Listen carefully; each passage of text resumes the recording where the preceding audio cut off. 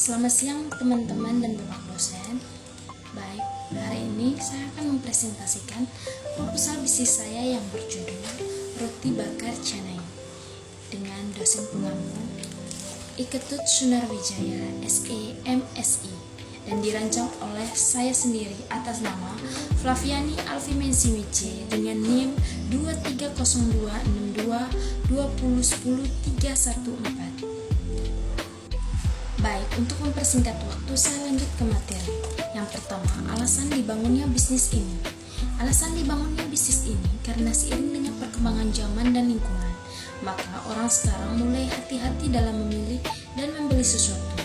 Salah satunya adalah hal di mana orang sangat berhati-hati dan teliti sekali dalam memilih dan membeli makanan. Oleh karena itu, roti banyak menjadi pilihan masyarakat untuk menjadi makanan ringan, di mana dari segi rasa, roti menawarkan cukup banyak rasa yang ditawarkan dan enak. Dari segi gizi juga memenuhi kebutuhan gizi manusia, seperti karbohidrat dan protein. Dari segi harga, roti mudah dijangkau semua kalangan masyarakat. Dari fenomena di atas, maka sangat cocok dan potensial bila mendirikan usaha jualan roti bakar. Berikutnya, aspek lingkungan dan industri. Yang pertama ada pesaing. Roti bakar bukan merupakan produk baru, sehingga tidak bisa dipungkiri terdapat pesaing dalam industri pembuatan roti bakar ini. Proses pada industri makanan yang berbahan dasar tepung terigu semacam roti masih simpel serta gampang dipelajari, sehingga banyak pengusaha yang bergerak dalam bidang usaha tersebut. Akan tetapi, disinilah kreativitas kita, bagaimana metode kita menarik konsumen supaya bisa membeli produk kita tanpa membuat pesaing yang lain tidak senang dengan usaha kita. Lalu yang kedua ada kekuatan pemasok. Kekuatan pemasok pastinya sangatlah besar, sebab pemasok diambil dari supermarket maupun penjual pasar tradisional yang terletak dekat dari posisi usaha, sehingga perusahaan bisa mengontrol bahan-bahan yang dibutuhkan dengan mudah. Lalu yang ketiga ada kekuatan pembeli. Akhir-akhir ini kecenderungan masyarakat kita dalam membeli makanan yakni memperhatikan rasa, gizi yang tercantum dalam makanan tersebut. Baru setelah itu memikirkan harga. Oleh sebab itu, roti banyak menjadi opsi makanan ringan buat masyarakat, di mana dari segi rasa, roti menawarkan lumayan banyak rasa yang ditawarkan, serta lezat. Dari segi gizi pula memenuhi kebutuhan gizi manusia, serta dari segi harga, roti mudah dijangkau seluruh golongan masyarakat. Lalu yang terakhir, ada hambatan masuk. Hambatan masuk produk ini cukup sulit, sebab pesaing yang lumayan ketat serta perusahaan yang senantiasa melaksanakan inovasi-inovasi baru sebagai gebrakan dalam membatasi masuknya pesaing dalam produk yang sama. Perusahaan senantiasa melakukan inovasi dalam membuat semacam varian rasa.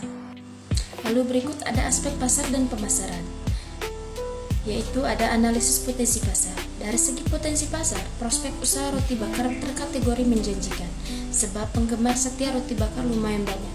Karena penggemar banyak inilah, pesaing roti bakar juga lumayan ketat, baik roti bakar tipe kafe ataupun roti bakar pinggir jalur. Sepanjang pelakon usaha dapat menjamin rasa, kebersihan dan mutu, serta kecepatan dikala proses pemesanan, hingga usaha roti bakar hendak mempunyai tempat tertentu di hati pelanggan.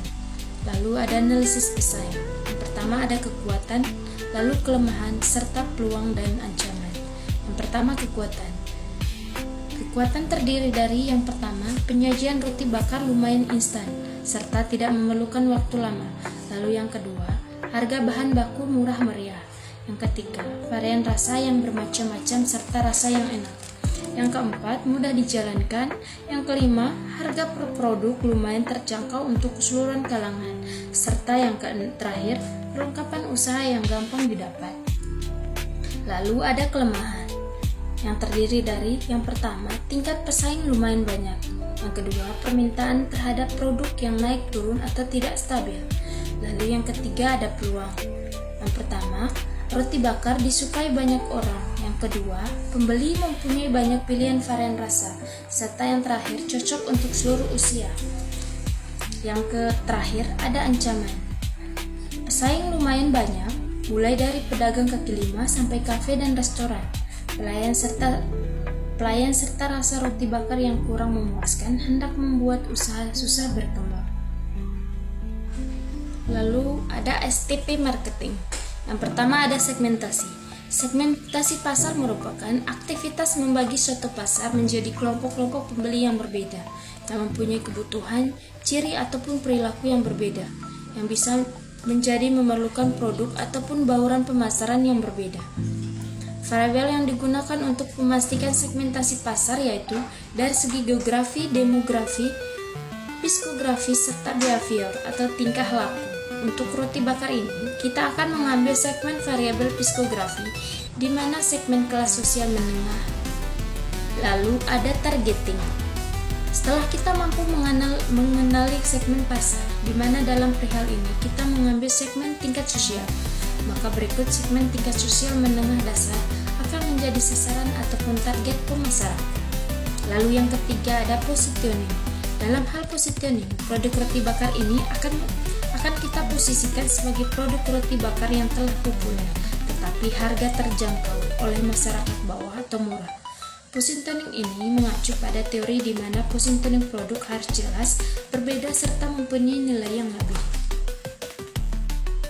Lalu ada strategi pemasaran, yang terdiri dari produk, harga, serta promosi. Produk terdiri dari dua bagian, yaitu roti bakar manis menu kalap dan roti bakar manis menu kalem. Menu kalap terdiri dari tiramisu, green tea, coklat, keju, vanila, Milo. Dan menu kalem terdiri dari blueberry, strawberry, nanas, dan serikaya. Lalu ada harga. Kalem plus kalem, estimasi harga 15.000. Lalu kalap plus kalem dengan harga 17.000. Kalap plus kalap dengan harga 20.000. Lalu promosi. Promosi dilakukan dengan cara word of mouth dari mulut ke mulut, lalu media cetak serta media elektronik, dan yang terakhir menggunakan media online marketing atau pemasaran lewat online seperti melalui internet. Adapun aspek produksi yang terdiri dari lokasi, peralatan, bahan baku serta proses. Adapun aspek finansial. Yang pertama ada sumber pendanaan. Sumber pendanaan yang digunakan dalam usaha roti bakar ini berasal dari modal sendiri atau tabungan, yaitu penyetoran modal sebesar 30 juta. Lalu ada analisis investasi, seperti yang ada pada gambar, dengan jumlah 12 barang atau alat dengan estimasi harga 6.660. Lalu yang kecil ada analisis resiko operasi dengan 12 nama bahan dengan estimasi harga 4.350. Berikut ada arus kas masuk. Penyusutan sama dengan investasi bagi umur ekonomis, yaitu sama dengan 6.660 dibagi 5 sama dengan 1.332. Penyusutannya sama dengan 1.332 per tahun, sehingga estimasi laporan laba atau rugi dengan pendapatan 81 juta.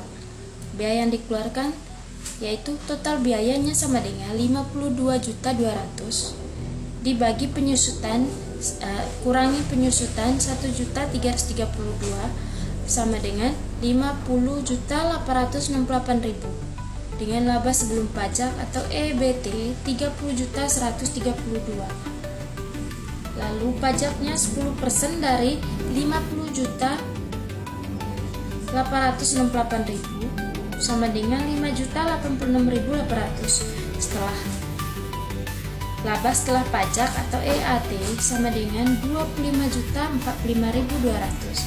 Dengan aliran kas masuk bersih, EAT plus penyusutan sama dengan 25.045.200 ditambah 1.332.000 sama dengan 26.377.200. Lalu dan yang terakhir ada average rate of return. Total AET-nya sama dengan 26.377.200 dikali 5 sama dengan 131.886.000. Rata-rata EAT-nya 131.886.000 dibagi 5 sama dengan 26.377.200. Lalu rata-rata investasinya sama dengan 30 juta dibagi 2 sama dengan 15 juta. Dan ARR-nya sama dengan 26.377.200 dibagi 15 sama dengan 1,75%.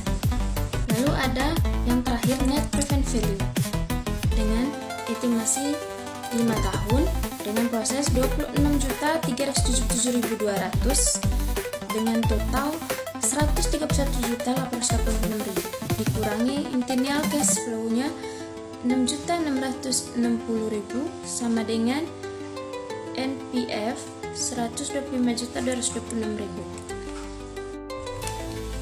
Baik, sekian presentasi dari proposal bisnis saya. Jika ada kesalahan kata, saya mohon maaf dan saya tutup dengan selamat siang dan terima kasih.